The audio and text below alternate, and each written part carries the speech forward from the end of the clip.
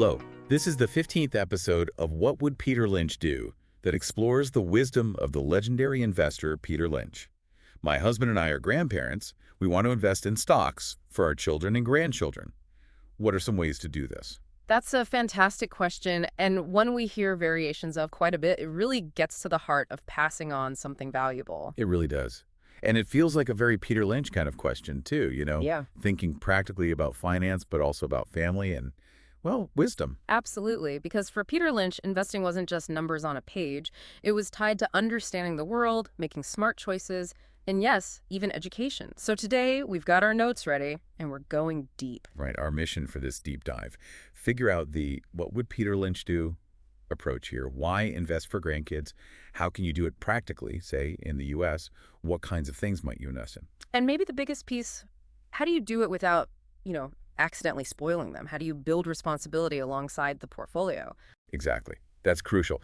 So where do we start? That why seems pretty fundamental. It is. And the best way to grasp the why from a Lynch perspective is this great story he loved to tell about the 7th graders at St. Agnes School. Oh, right. The stock picking project. That one really makes you think. 1990, was it? That's the one. Social studies teacher gives these 13-year-olds some imaginary money, tells them, build a stock portfolio. Just like that. No complex instructions. Nope. The core idea was simple. Pick companies you know, things you see around you, things you use. So what did 13-year-olds in 1990 know? Let's see. Clothes, maybe? You got it. They kicked Gap, The Limited, drinks they like Pepsi, Coca-Cola. Makes sense. Mattel was in there because of Barbie. Nike, of course, for Right. sneakers. And Disney, well, everyone knew Disney. Okay, so a portfolio of really familiar brands and the result. That's the amazing part. It really is. Over the next 2 years, this portfolio, picked by kids using common sense, it had a 70% return. 70%. That's huge. Huge. It was massive. At the time, that performance beat something like 99% of professional fund managers in the U.S. Wow. So what did Peter Lynch take away from that? It wasn't just luck, obviously. Not at all. He saw clear lessons first, and this became his mantra: invest in what you know. Right. The kids weren't trying to be fancy. They were just honest about what was popular in their world. Exactly. It showed that finding good companies often starts just by looking around, seeing what businesses are succeeding in your daily life. So you don't need an MBA to spot a good trend sometimes. That was his second point. Investing isn't some secret club for experts. The St. Agnes kids proved common sense and observation can be incredibly powerful tools, maybe even more powerful than complex analysis sometimes. And there was a third lesson too, right? Something deeper than just making money. Yes, and this is key for the grandparent angle. It helps develop a worldview. It changes the conversation. How's that? Well, Peter Lynch pointed out, instead of just buying grandkids Nike shoes, you can talk about owning a tiny piece of Nike. Ask them, how many shoes do you think Nike needs to sell for our investment to grow? So it connects consumption to business success. Makes them think about the engine behind the brands. Precisely. They start seeing the economy in action all around them. It's not just buying stuff, it's understanding commerce, growth, how the world works financially. So the why is really about empowerment, giving them this understanding, this tool for life. That's the core of it. Okay, so if we agree the why is compelling, let's shift gears. How do you actually do it? Let's talk practical steps, especially here in the U.S. Using the methods our source material highlights. Right, the nuts and bolts. The first one mentioned is pretty common, the custodial account, UGMA or UTMA. Exactly. UGMA is Uniform Gifts to Minors Act. UTMA is Uniform Transfers to Minors Act. Basically the same idea. The account is legally the grandchild's, uses their social security number. But the grandparent manages it. Right. You, as the grandparent, act as the custodian. You make all the investment decisions until the grandchild legally becomes an adult. That age varies by state, usually 18 or 21. And setting these up isn't too complicated. Generally, no. Most big brokerage firms, think Fidelity, Schwab, places like that, have pretty straightforward online processes for opening custodial accounts. Okay, and the big advantage here, especially for younger kids, is taxes, right? The kiddie tax. Yes, that's a key benefit. For 2024, the first $1,300 in investment income, dividends, interest, capital gains inside that account is completely tax-free for the child. Tax-free is always good. Definitely. And then the next $1,300 is taxed, but at the grandchild's own income tax rate. Which for a kid is usually pretty low. Almost certainly the lowest bracket, yeah, currently 10%. So that first $2,600 of income each year gets really favorable tax treatment compared to if you held those investments in your own name and paid tax at your rate. It helps the money compound faster. That makes a real difference over decades.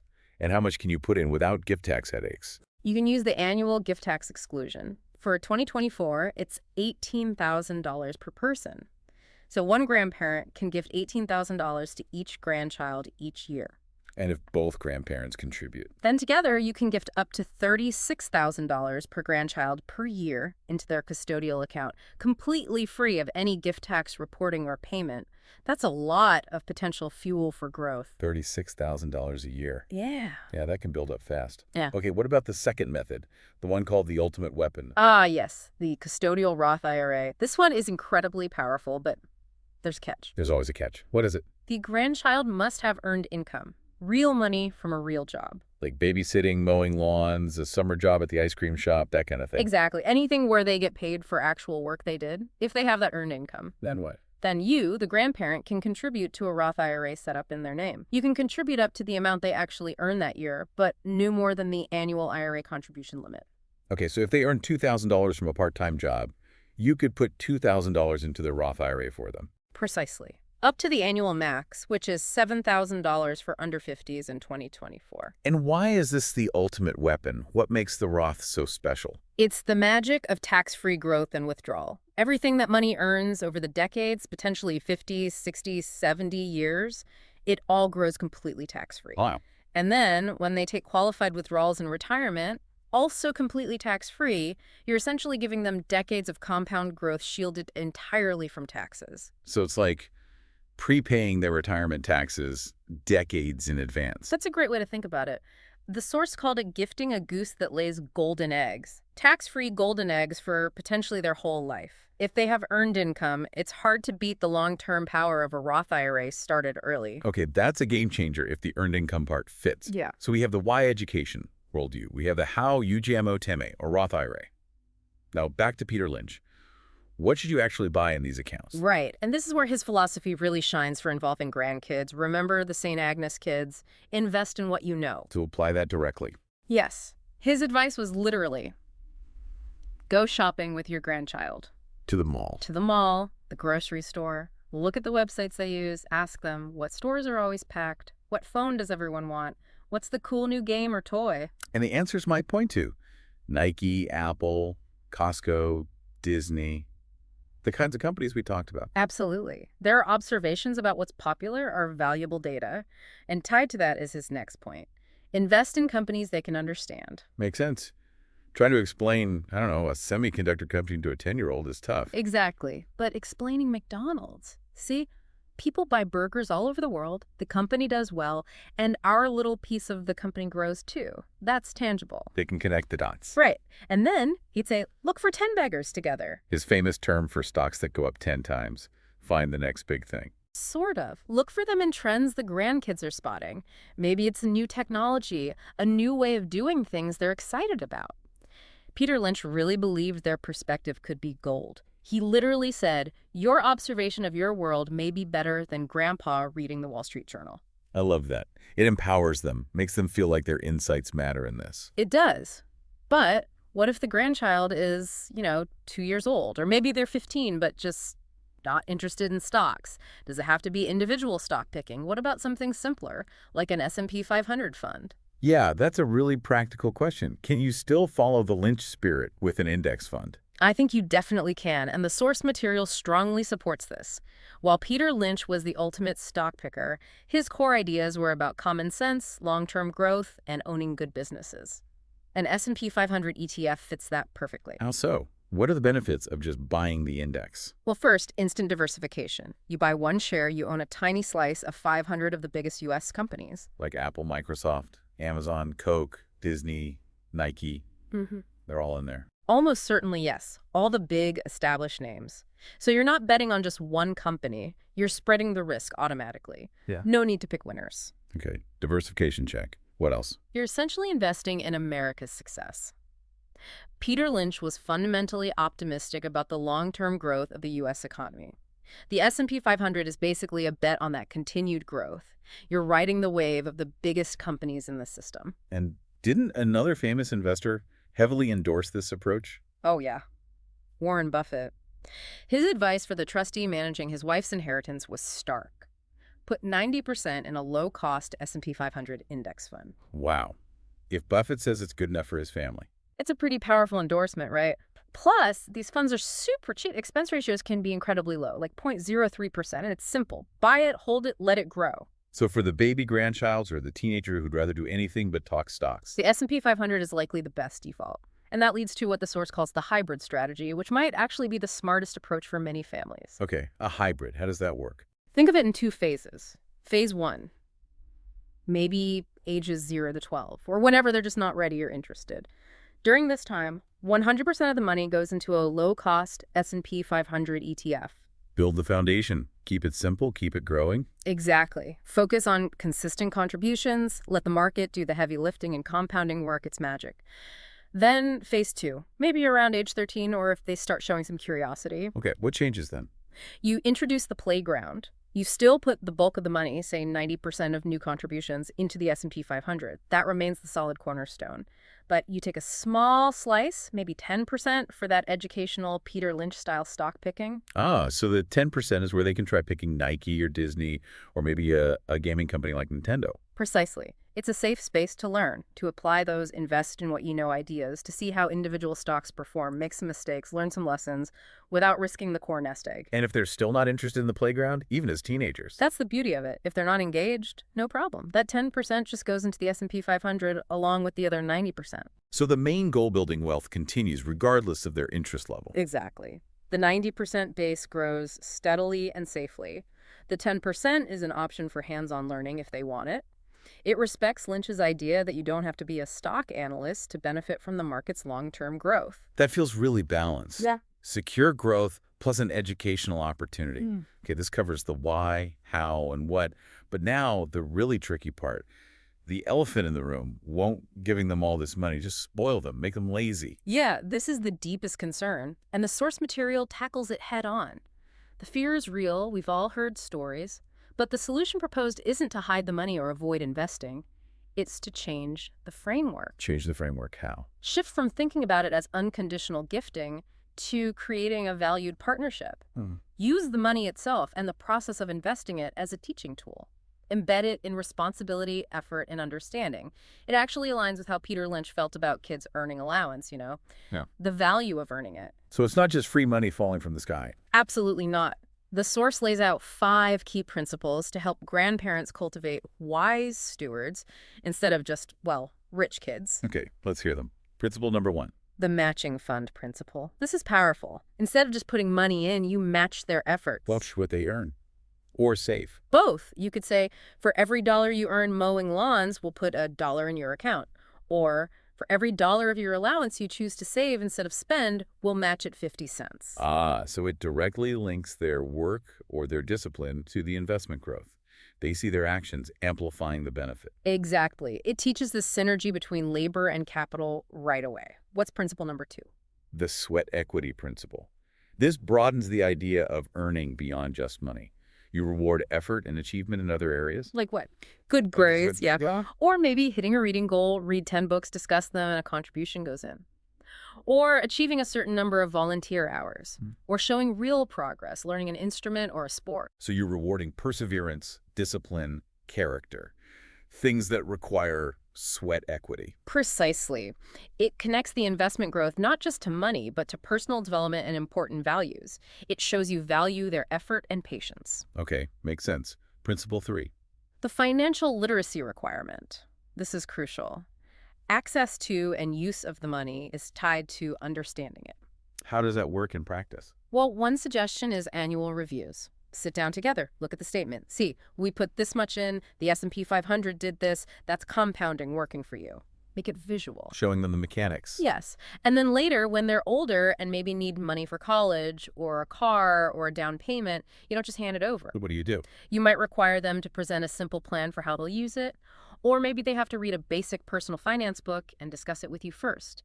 It makes them pause, think, and demonstrate responsibility before accessing larger sums. instilling that sense of stewardship. Okay, principle 4. The family storytelling principle. This one's about context. Don't let the money just be an abstract number. Share the story behind it. Your story, like how you earned it. Yes. How you earned and saved the money you're contributing, and why you decided to start this investment for them. Talk about your hopes for them, the values you want to pass on. So it becomes part of the family narrative, not just a bank balance. Exactly. It transforms it from just money into family legacy. It gives it history, meaning love, that makes it much harder to spend thoughtlessly later on. They understand the sacrifice and intention behind it. That's really powerful. Okay, the 5th and final principle. Staggered and conditional gifting. This is about the timing of access. The source strongly advises, don't just dump the whole accumulated sum on them the day they turn 18 or 21. Why not? Too overwhelming. Often, yes. It can be a recipe for poor decisions if they haven't developed financial maturity. Instead, structure the access. How, like, release it in chunks? Precisely. You can use a trust or just have an informal agreement. Maybe a portion becomes available at 25 for grad school or starting out. Another portion at 30 for a house down payment. Maybe more at 35 if they're starting a business. And you can still tie conditions to those releases. Absolutely. Link them to milestones, reinforce the financial literacy, make sure they have a purpose for it. It gives them time to grow into managing the money and connects it to responsible life goals. So these 5 principles together, they fundamentally shift it from a passive gift to an active, ongoing educational partnership. That's the core idea. It's not about hiding money. It's about using it strategically to teach responsibility, values, and financial wisdom along the way. Which brings us to maybe the last big question raised in our notes. Is all this stuff, the accounts, the matching, the teaching, is it really only for wealthy families? What if you don't have huge amounts to invest? That's such an important question. And the answer from the source material is a very strong no. In fact, the argument is that this kind of financial education is actually more crucial for families starting with less. More crucial. How can that be? Think about the goals and the risks. For families already wealthy, the focus is often on maintenance, managing what's already there. They usually have a buffer, cushion if mistakes are made. Right. Losing some doesn't change their fundamental situation. Exactly. But for an ordinary family, the goal is creation, building wealth from maybe very little. There is no cushion. A bad financial mistake, crippling debt, mismanaging a small windfall can be devastating. It can set them back years or even generations. The cost of failure is much higher. Much higher. So learning these skills, how to save, how to invest wisely, how to avoid debt traps, how to use compounding, isn't just helpful. It's a vital life skill. It's a key way to potentially break out of financial insecurity. So it's less about managing abundance and more about building a foundation. Yes. And kids from families with fewer resources often understand the value of a dollar more intuitively. When they see how even small, consistent amounts can grow over time through investing, it's not just theory, it's tangible hope. It shows them a path forward. It makes compounding feel real and accessible. It really does. And the source makes this point beautifully. The most important legacy isn't the final account balance. It's the financial DNA you pass on. Financial DNA, what does that mean? It means the habits, the mindset, the knowledge. How to handle money wisely. How to be patient. How to make compounding your friend. Think about Peter Lynch or Warren Buffett. They didn't start with immense inherited wealth. Their fathers passed on financial wisdom. That knowledge, that DNA, is the truly invaluable inheritance, especially when starting from scratch. So it really comes back to that old saying, teaching them how to fish, not just giving them a fish. Exactly. You're giving them the tools for economic self-reliance, for building their own future. This approach isn't some exclusive club. It's essential financial literacy for everyone, perhaps most life-changing for those who need it most. Wow. It's amazing how a practical question about investing for grandkids loops back to these really profound ideas about education, values, and legacy. It really underlines Peter Lynch's core principle, doesn't it? That careful observation and patience, understanding how things work, it applies to so much more than just stocks. It's fundamental life wisdom. It absolutely is. Seeing value, understanding growth, connecting effort and reward, being patient. These are lessons for investing, yes, but they're lessons for building a good life too. And maybe the most valuable gift here isn't just the money, but the shared journey of learning and growing that wisdom together. That partnership, that teaching, that might be the real 10-bagger in the long run. See you next time. This was What Would Peter Lynch Do? Thank you for joining us today. Have a nice day.